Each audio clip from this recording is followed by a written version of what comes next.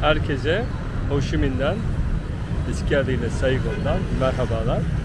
Ben Saigon diyeceğim çünkü yerel halkta Saigon demeyi tercih ediyor. O montla gezdiğimiz günler mazide kaldı. Güneye doğru indikçe hava pek sıcak oldu. Bugün 33 derece, terliyorum. Kaldığım yerde saç kurutma makinesi yok. Saçım acayip değişik olmuş. Bu nedenle tuhaf görünüyor olabilir. Kusura bakmayın. Turistler de nereye gideceğini bilmiyorlar. Ha, turist biz yerlisi gibi olduğumuz için artık nereye gideceğimizi biliyoruz. Nereye getirdim sizi? Saigon'da başladığımız yer bir yerel market olacak. Ben de girmedim daha önce. Şimdi birlikte girip bakacağız. Evet, sıcağın etkisinden de kapalı pazar yerinde biraz kurtulmuş oluruz. Mikrofon yok, biraz rüzgarlı, biraz sallantılı, biraz çalkantılı. Şimdi devam edeceğiz. Evet, şöyle devam edelim, girelim. Bakalım başımıza neler gelecek. Buralarda neler göreceğiz. Saigon geceleri çok hareketli. Onu söyleyelim. Gündüzleri de pek sıcak. Güzel. Buradaki durum görüyorsunuz. Daha çok giyim üzerine. Turistlerin de bu pazara bir ilgisi var. Ne diyorlardı? Ben tam mı? Sanırım öyle bir ismi vardı buranın.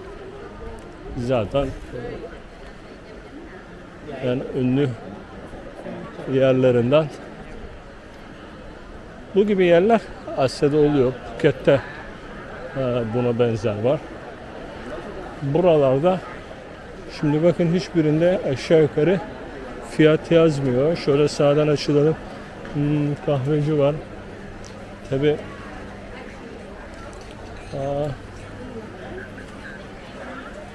fiyat yazmıyor. Çünkü pazarlığa açık.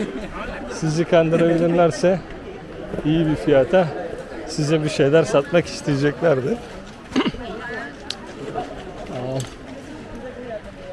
Öyle diyebiliriz burası için. Bakın ara sokaklar da var. Şöyle kısaca.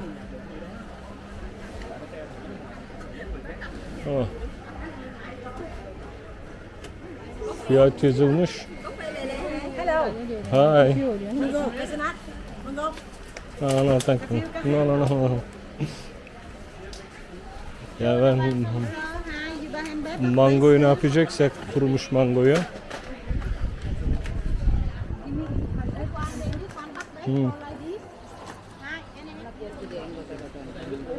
Buraya şimdi girdik. Başımıza bela aldı. Sokaklar olunca çıkması zor. Thank you. Yani bana ne açıdan yardım.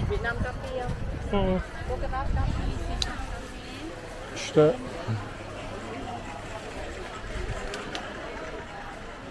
Jake. Durumu burada pazar yerinde anladınız sanırım. Elbiseden yiyeceğe, kahveye birçok şey burada mevcut.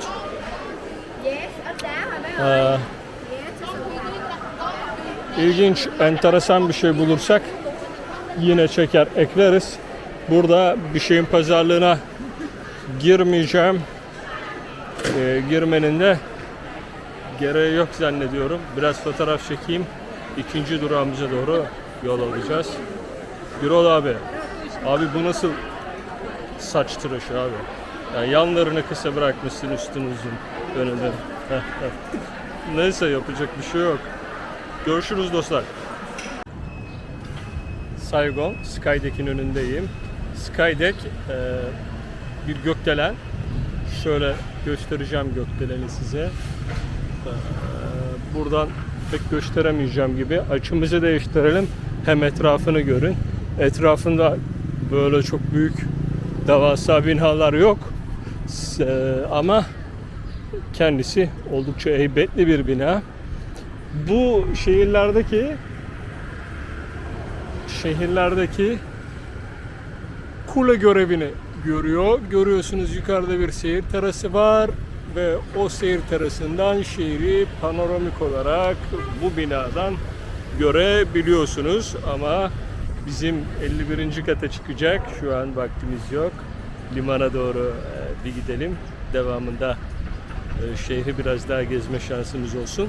Çünkü günümüz az Saigon'da ve bununla birlikte Chinatown'a da girebilir miyim diye düşünüyorum şu an.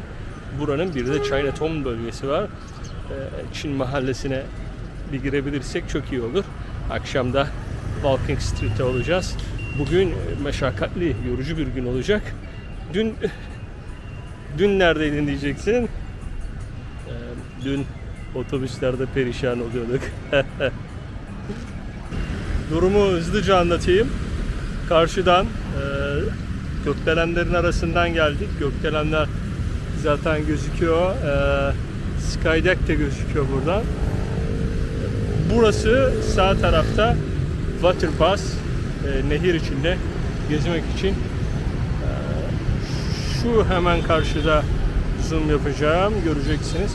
Şunun gibi feribot diyelim, minik teknelerle gezinti yapılıyor. Durum buralarda böyle. Hem gezinti hem yük taşımacılığı için kullanılıyor. Güzel köprüler de var. Bakın bir tane balıkçı var orada. O da orada ekmeğinin peşinde. Şu tarafta da yine kafeler var. İsterseniz gidelim bir bakalım hızlıca. Etraf böyle aşağı yukarı. Nehri de görmeniz açısından kenara çekildim. Buradan da başka bir yöne doğru ilerleyelim. Duruma bakarız. Bakın feribot girişleri bu şekilde. Waterpass bekleme salonu diyor. Evet.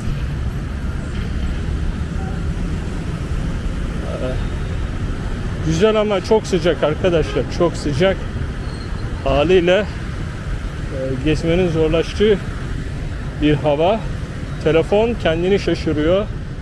Öyle diyebiliriz. Bakın şurada bir harita var. 10 tane durak gözüküyor. Ben buradan bakınca 11 tane durak var. Evet.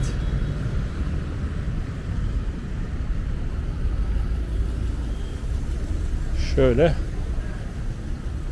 görünebilir herhalde. Evet. Durum burada böyle. Karşıda bir Starbucks var. Starbucks'ta bir kahve içeyim. Buzlu olsun.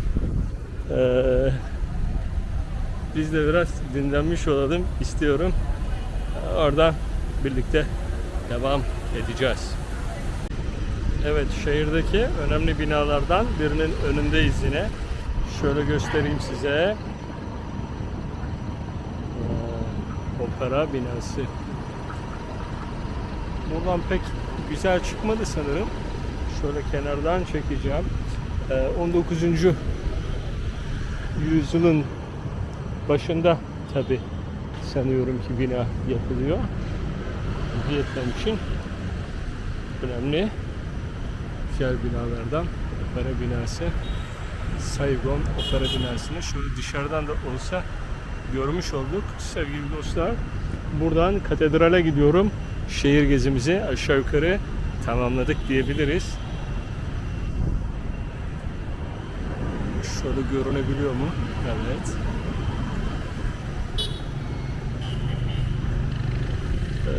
Gösteri yarın akşam varmış. Maalesef ki yarın akşam biz Kamboçya'da olacağız. Şanssızlık diyelim. Katedralde de tadilat var. Dün akşam gittim, ziyaret ettim. Ama dışarıdan şöyle tadilatı yakından inceleyelim.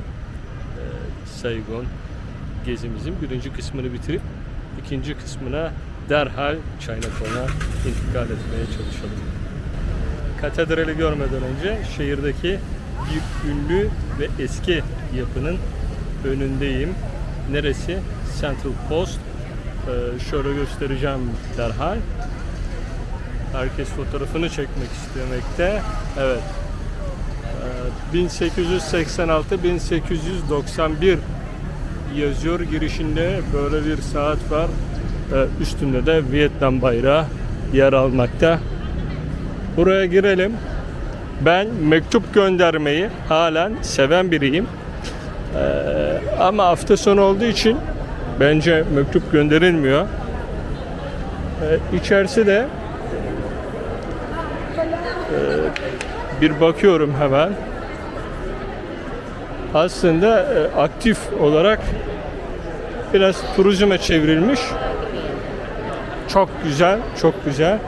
Ama bir postanenin içinde bakın şöyle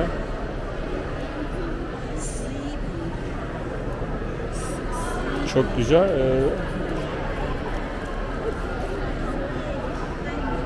Bunlar da pul koleksiyonu gibi arkadaşlar bunlar. Değişik posta kartları mevcut içerisinde.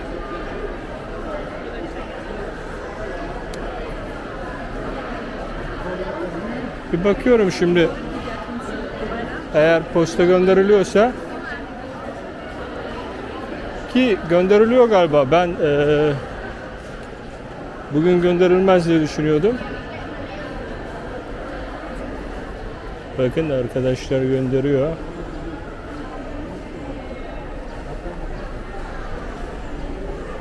Posta kartında.